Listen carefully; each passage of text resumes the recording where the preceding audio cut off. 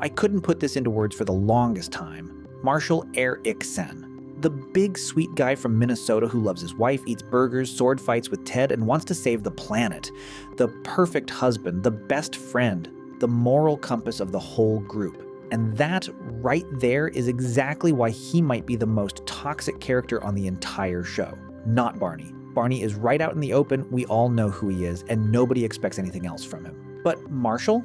Marshall is a whole different level, and it didn't hit me right away, but when it did, it really hit hard.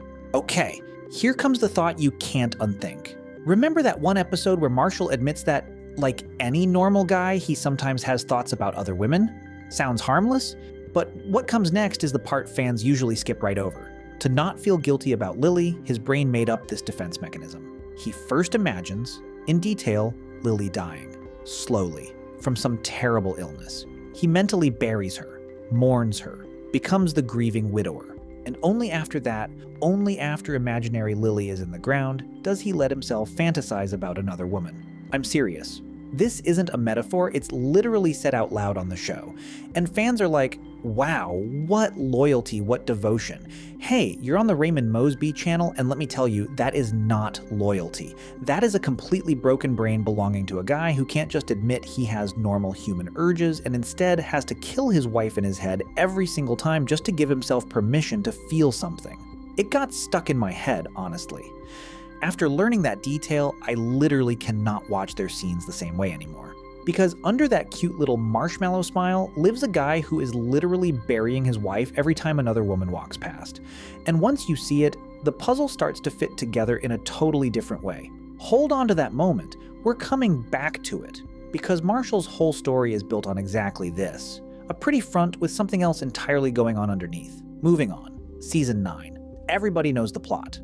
Lily gets her dream job in Rome with the captain. Marshall says, yeah, of course, let's go. They pack up. They say goodbye to their friends. They mentally prep for a brand new life. And then Marshall gets a phone call offering him a judge position in New York. And here's where it gets juicy because he accepts it. Right then, on the phone. Not, give me an hour, I'll talk to my wife. Not, let me call you back tonight. He just accepts. And then he lies to Lily for several days. He drives across the country with some woman named Daphne, while his wife back in New York is still packing suitcases for Italy. And when the truth finally comes out and they have it out in that motel room, that's when the moment this entire arc exists for actually happens. Lily tells him, and she is 100% right. This is the most selfish thing any of us has ever done. She's talking about right now, about the fact that he just lied, about the fact that he made a one-man decision that wipes out her dream.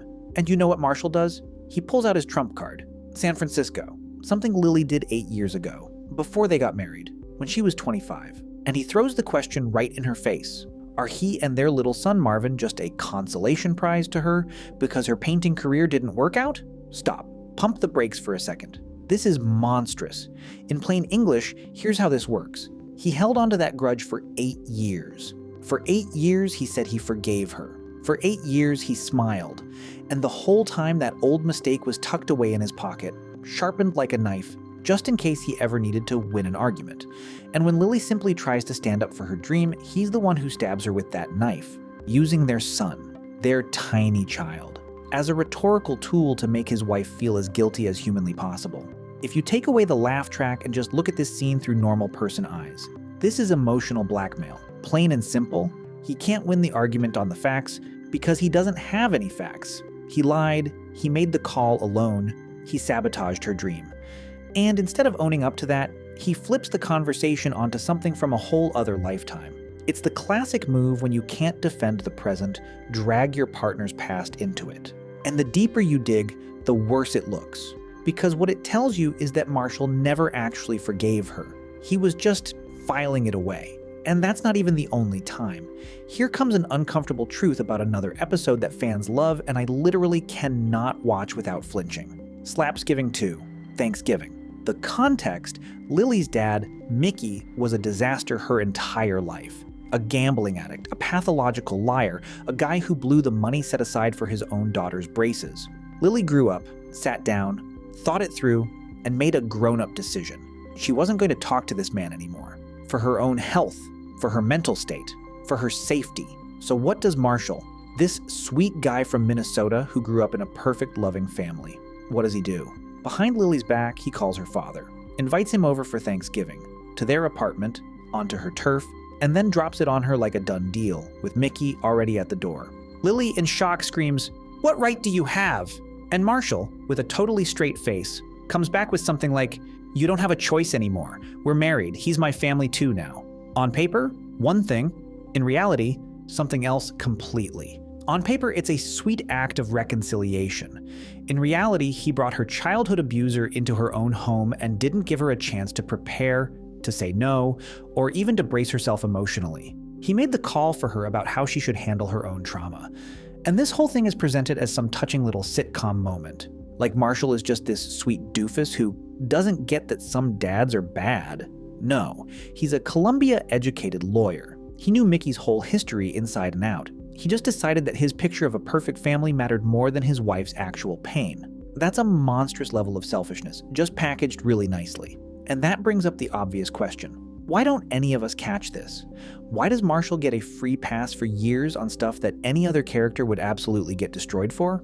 And honestly, I think the answer is simple. This is where most people get it wrong. Barney is openly the bad guy. He literally calls himself the bad guy.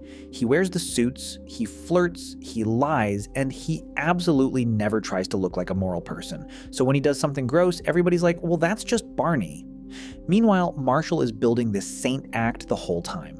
And it's exactly that saint act that lets him get away with way more than Barney ever did. Take that Naked Man episode. Robin, who at this point has just lost her job, is going through a crisis, is vulnerable, tells the group she slept with a guy who pulled some weird seduction trick.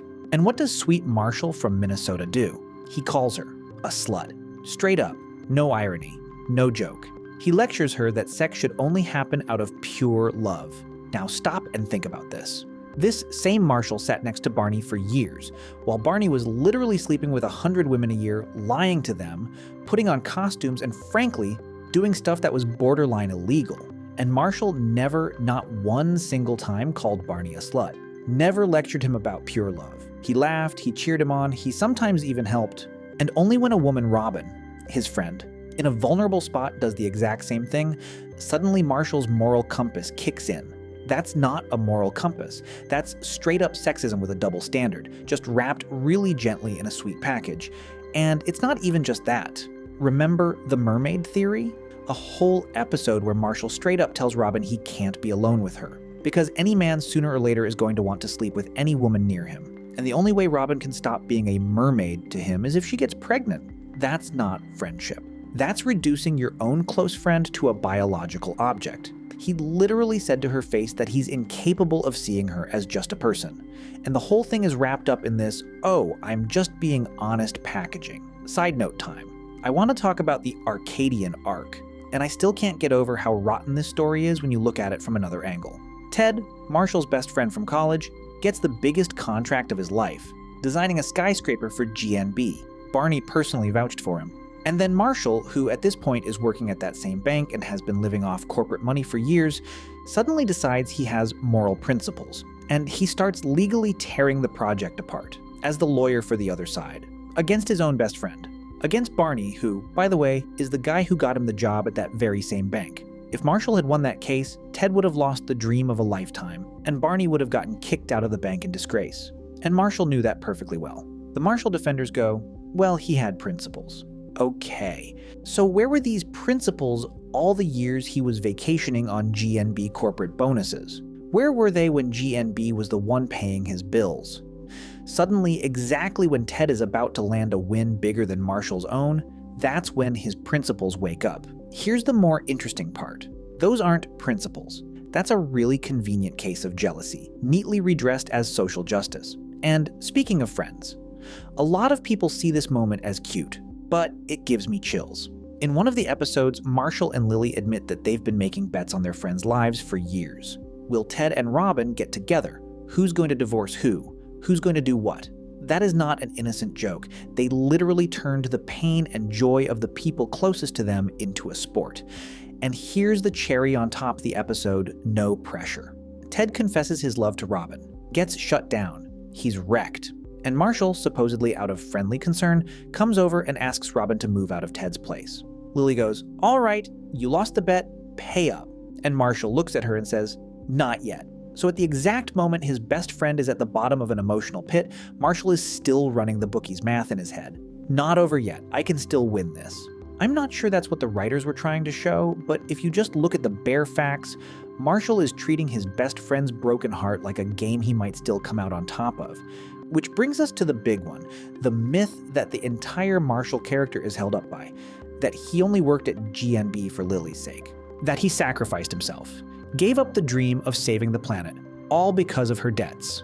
And this is the single biggest misread the fandom has. The actual canon is different. In one episode, Marshall flat out tells his friends that he loves the corporate bonuses, the expensive stakes, the status, the suits, the power, all of it. Once Lily's debt was paid off, he stayed at the bank by choice, for years, on his own, by his own decision.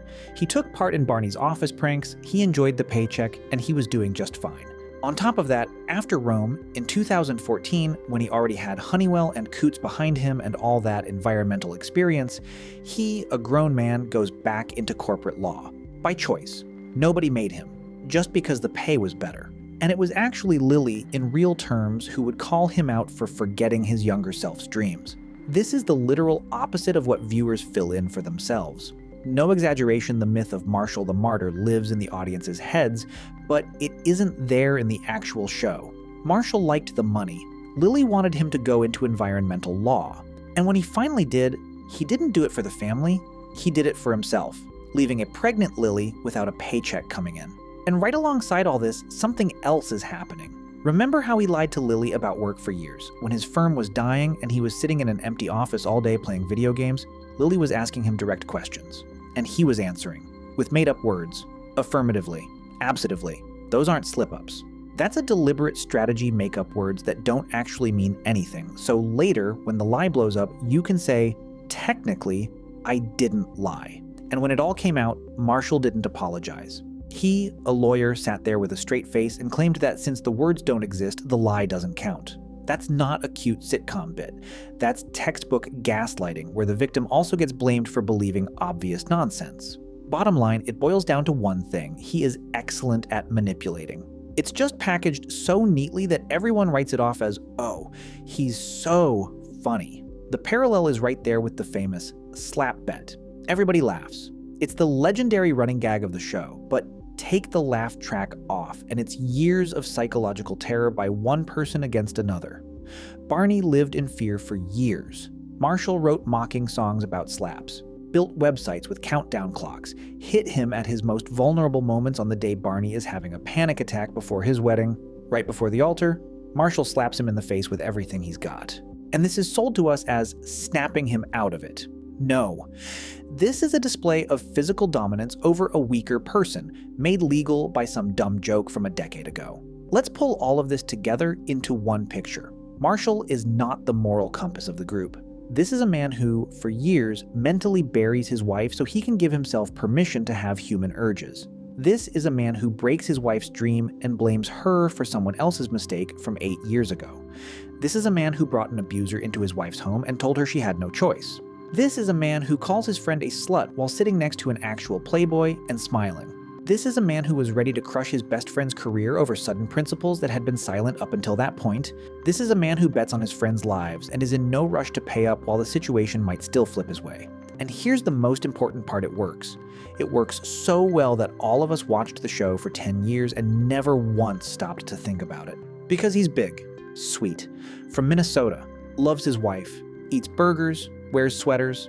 And if you want to look at the other characters through this same lens, Ted, Barney, Robin, Lily, stick around on the channel, because it only gets more interesting from here.